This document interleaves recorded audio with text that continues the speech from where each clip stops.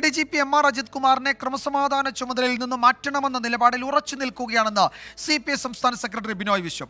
RSS നേതാക്കളെ എന്തിനു കണ്ടു എന്ന ചോദ്യത്തിന് ഉത്തരം വേണം. അന്വേഷണത്തിന് 1 മാസത്തെ സമയം വേണമെന്ന് മുഖ്യമന്ത്രി ആവശ്യപ്പെട്ടു. CPI അത് മാനിക്കുകയാണെന്നും ബിനോയ് വിശ്വം പ്രതികരിച്ചു. ഒരു വട്ടം പറഞ്ഞാലും പലവട്ടം പറഞ്ഞാലും നിലപാടാണ്. ആ നിലപാടിന് മാറ്റമില്ല. ADGP എന്തിനു വേണ്ടി വീണ്ടും നടന്ന് കാണുന്നു RSS നേതാക്കളെ ഊഴമിട്ട് ആണ് വിഷയം. കേരളത്തിലെ ക്രമസമാധാന പാലന ചുമതലയുള്ള ADGPക്ക് RSSന്റെ മേധാവികളുമായിട്ട് ഇത്തരം കൂടിക്കാഴ്ചയ്ക്ക് എന്താ അടിസ്ഥാനം?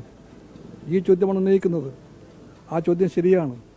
അതുകൊണ്ട് നിലപാടിലൊരു മാറ്റത്തിൻ്റെ കാര്യമില്ല. നിലപാട് മാറിയിട്ടില്ല. ഞാൻ പറഞ്ഞല്ലോ, മുന്നോട്ടുമില്ല പുറകോട്ടുമില്ല. ഗവൺമെൻറ്റിന് നീങ്ങേണ്ടത് ആ വഴിക്ക് തന്നെയാണ്. അതുകൊണ്ട് അല്പം കൂടെ സമയം വേണമെങ്കിൽ സമയം എടുക്കട്ടെ. പക്ഷേ നിലപാട് തന്നെയായിട്ട് ഒരു മാറ്റമില്ല. ADGP വിവാദത്തിൽ LDF-ൽ ഉണ്ടായത് ഒറ്റക്കെട്ടായ തീരുമാനമെന്ന് CPM സംസ്ഥാന secretary MV Govindan. ADGP MR Ajith കുമാറിനെതിരെയുള്ള അന്വേഷണ കാലയളവ് 1 മാസമാണ്.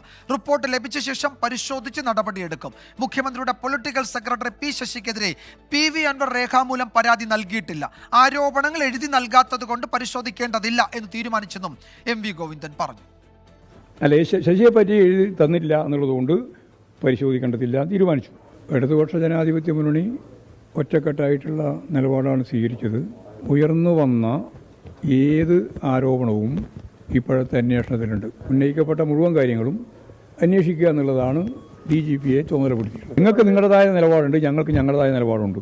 ആ നിലപാടാണ് ഞാൻ വ്യക്തമാക്കിയത്. ഒരു എതിർപ്പും ആരും അറിയിക്കില്ല. ഞങ്ങളെല്ലാം കൂടി ചേർന്ന് ഇന്നലെ LDF യോഗം തീരുമാനിച്ചിരിക്കുന്നു.